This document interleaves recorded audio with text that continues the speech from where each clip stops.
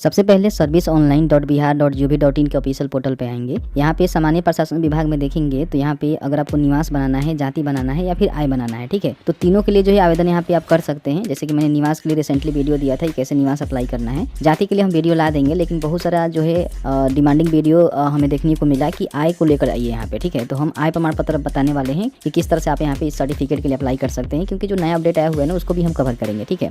तो आय प्रमाण पत्र के बटन पर क्लिक करेंगे तो इसमें जो है 3 स्तर होता है, अंचल, अनुमंडल और जिला। तो सबसे पहले अंचल स्तर का बनता है, फिर अनुमंडल का अगर कहीं लगता है तो अनुमंडल का बना कर दे सकते हैं और उसके बाद जिला स्तर का भी बना सकते हैं, ठीक है। तो अंचल स्तर पे क्लिक करेंगे तो आपके सामने जो है कुछ इस तरह से यहाँ पे देखेंगे आय प्रमाण पत्र बनाने के लिए जो फॉर्म है ना खुल के यहाँ पे आ जाएगा, जो कि राजस्व अधिकारी से स्तर से बनेगा, यानी कि अंचल स्तर से बनेगा, ठीक है। सबसे पहले यहाँ पे अपना जेंडर बताना है कि आप पुरुष हैं कि स्त्री हैं। उसके बाद यहाँ पे कोई अभिवादन देना चाहते हैं तो दे सकते हैं, नहीं तो यहाँ पे छोड़ देंगे। यहाँ पे जो भी एप्लीकेंट का नेम है वो लिखना है। जैसे कि मान लीजिए किसी का नेम है डेमो, तो यहाँ पे लिखेंगे डेमो। तो इस तरह से देखेंगे ऑटोमेटिकली यहाँ पे हिंदी में भी टाइप हो जाएगा, लेकिन स्पेस प्रेस करेंगे तब, ठीक है। उसके बाद यहाँ पे उसके फादर का नेम, यहाँ पे उसके मदर का नेम, अगर वो शादीशुदा हैं तो उनके हस्बैंड का नेम यहाँ पे दे सकते हैं, ठीक है। यहाँ पे एक मोबाइल नंबर आपको दर्ज करना है। जैसे यहाँ पे मोबाइल नंबर दर्ज करेंगे तो देखेंगे इस नंबर पे जो है ओटीपी यहाँ पे सेंड कर दिया गया है, क्योंकि आप सभी जानते ही हैं कि नए अपडेट के अनुसार जो भी मोबाइल नंबर देंगे उस पर जो ओटीपी जाएगा उसके माध्यम से आपको वैलिडेट करना होगा। तो आपने जो भी यहाँ पे नंबर दिया हुआ है उस पर एक ओटीपी सेंड किया गया है, ओटीपी को यहाँ पे डालेंगे, वैलिडेट ओटीपी के बटन पे क्लिक करेंगे। इस तरह से आपका जो ओटीपी है ना वेरीफाई हो जाता है, ठीक है। यहाँ पे अगर आपके पास मेल आईडी है तो मेल आईडी यहाँ पे डाल सकते हैं। यहाँ पे अपना जो भी एड्रेस है ना उसको बतानी है। तो सबसे पहले स्टेट का सिलेक्शन करेंगे, उसके बाद यहाँ पे जिला का सिलेक्शन करेंगे, उसके बाद यहाँ पे अपना जो भी अनुमंडल है उसका सिलेक्शन करेंगे और यहाँ पे अपना जो भी ब्लॉक है ना इसका सिलेक्शन करेंगे। अब बताएंगे किस प्रकार के निकाय से आते हैं, ग्राम पंचायत, नगर निगम, नगर परिषद या फिर नगर पंचायत, जहाँ से भी आते हैं उसको टिक करेंगे और यहाँ पे वार्ड नंबर अगर आपको पता है तो मेंशन कर देंगे, नहीं है तो छोड़ देंगे।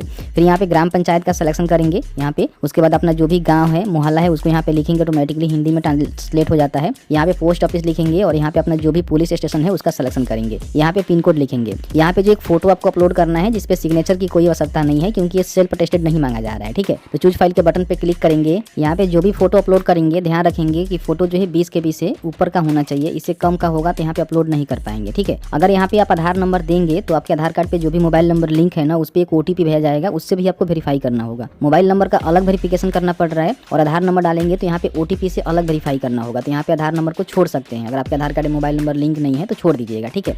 यहाँ पे अपना जो भी पेशा है बताएंगे कि आप क्या करते हैं, छात्र हैं, सरकारी सेवा में है, निजी सेवा में है, बिजनेस करते हैं, किसान हैं या फिर अन्य कोई है, तो अपने कंडीशन के अनुसार यहाँ पे बताएंगे। आवेदन करने का उद्देश्य क्या है बता सकते हैं कि आप जो सर्टिफिकेट है क्यों बनवा रहे हैं। सरकारी सेवा से आपके घर में किसी प्रकार की कोई इनकम है तो आप यहाँ पे बता सकते हैं कि हाँ मेरे घर में इनकम है, नहीं तो जीरो यहाँ पे कर सकते हैं।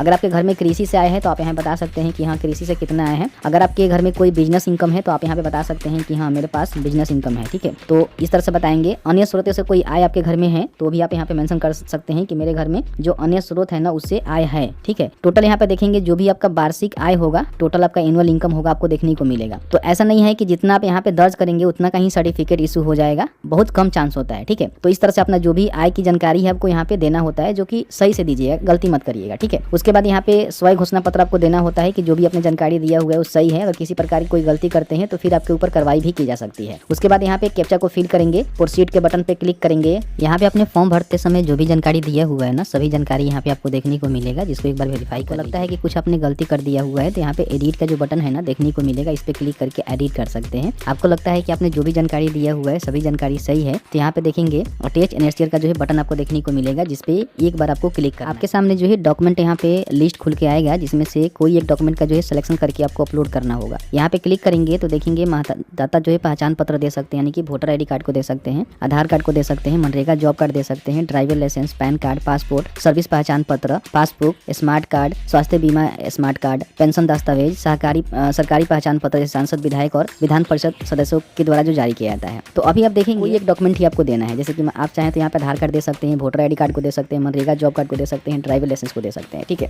आपके पास बहुत सारे ऑप्शन है, कोई एक डॉक्यूमेंट को आप यहाँ पे दे देंगे। तो मैं यहाँ पे क्या करता हूँ कि आधार कार्ड का सिलेक्शन यहाँ पे कर देता हूँ और देखेंगे JPG या फिर PDF में भी आप इसको PNG में अपलोड कर सकते हैं, जो कि 2 MB से कम इसका साइज होनी चाहिए, ठीक है। अगर मान लीजिए आपका ज़्यादा डॉक्यूमेंट यहाँ पे खुल जा रहा है तो इसका मतलब ये है कि आप इसको रिफ्रेश कर लीजिए, ठीक है, क्योंकि साइट जो है प्रॉपर ढंग से वर्क नहीं कर रहा है। कभी कभी हमने भी यहाँ पे खोलने की कोशिश किया तो बहुत सारे ऑप्शंस खुल के आ जाता है, जिसमें बहुत सारे लोग जो है कंफ्यूज हो जाते हैं। तो आपको कंफ्यूज नहीं होना है। अब यहाँ पे हमने जो आधार कार्ड का सिलेक्शन किया हुआ है ना इसको आगे पीछे से यहाँ पे स्कैन करके चूज फाइल के बटन पर क्लिक करके सेल्फ अटेस्टेड कर लीजिएगा और यहाँ पे अपलोड कर दीजिएगा, ठीक है। उसके बाद यहाँ पे सेव एनएचसीआर के बटन पे क्लिक करेंगे। आपके सामने फिर से जो है प्रीव्यू पेज यहाँ पे खुल के आएगा, जिसमें सभी जानकारी आपको दोबारा देखने को मिलेगा और नीचे नीचे आने के बाद यहाँ पे देखेंगे जो अपने आधार कार्ड को अपलोड किया हुआ है ना, वो भी आपको यहाँ पे देखने को मिल जाएगा। यहाँ पे क्या करना है कि लास्ट में आपको जो है फॉर्म को यहाँ पे सबमिट के बटन पे क्लिक करके इसको सबमिट कर दें। जैसे ही सबमिट के बटन पे क्लिक करेंगे तो आपको जो है रिसीविंग यहाँ पे देखने को मिल जाएगा। यहाँ पे देख सकते हैं कि 21/8/2025 को आपका जो सर्टिफिकेट है 10 दिनों में बना कर दिया जाएगा। और यहाँ पे देख सकते हैं कि 7 अगस्त 2025 आवेदन यहाँ पे किया हुआ है। यहाँ से जो है प्रिंट कर लेना है इसको, या फिर PDF में भी आप चाहें तो डाउनलोड कर सकते हैं। सर्टिफिकेट के लिए अप्लाई करने के बाद आप चाहें तो यहाँ से अपना जो भी स्टेटस है उसको चेक कर सकते हैं और यहाँ सर्टिफिकेट बन जाने के बाद डाउनलोड कर सकते हैं। 10 दिनों में जो है सर्टिफिकेट इशू करने का ड्यूरेशन होता है। अगर आपको जल्दीबाजी में चाहिए तो RTPS जो कार्यालय होता है आपके अंचल में, ब्लॉक में, वहाँ पे जाना है और वहाँ से एक रिसीविंग निकलवाकर अपने जो भी कर्मचारी है ना, हल्का कर्मचारी, रसौ कर्मचारी, उनसे मिलकर सिग्नेचर करवाकर इसको RTPS पर जमा करवा दीजिएगा तो आपको इंस्टेंट 2 से 3 दिन में बन के मिल जाएगा। या फिर आप चाहें तो बिहार में बहुत सारे इलीगल भी काम होते हैं, पैसे देकर काम होते हैं, तो भी करवा सकते हैं। ठीक है, अब यहाँ पे हम बात कर लेते हैं कि कई सारे मान लीजिए साइबर कैफे वाले ऐसे हैं या फिर कई सारे लोग ऐसे हैं जो कि लॉगिन करके बनाना चाहते हैं। तो यहाँ पे लॉगिन के बटन पर क्लिक करके लॉगिन करके भी चाहें तो आप सर्टिफिकेट को इशू कर सकते हैं। लेकिन अभी जो है लॉगिन करके बनाने से कोई फायदा मेरे हिसाब से नहीं है। अगर आप बनाना चाहते हैं तो यहाँ पे जन परिचय का जो ID है ना वो बना लीजिएगा और इसके माध्यम से लॉगिन करके भी सर्टिफिकेट इशू कर सकते हैं। अब कहेंगे लॉगिन करके कैसे बनाना है तो उसके लिए हम अलग से वीडियो ला देंगे और इसके बाद हम कोशिश करेंगे कि इसमें जो जाति प्रमाण पत्र है ना उसके लिए हम वीडियो लेकर आएँ। ठीक है,